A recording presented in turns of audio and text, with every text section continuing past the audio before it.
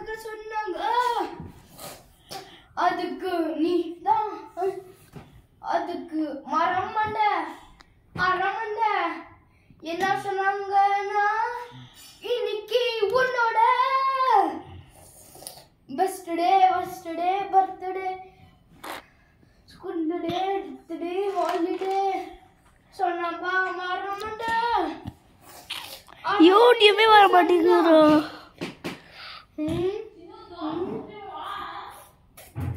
அம்மா அடிச்சாங்க.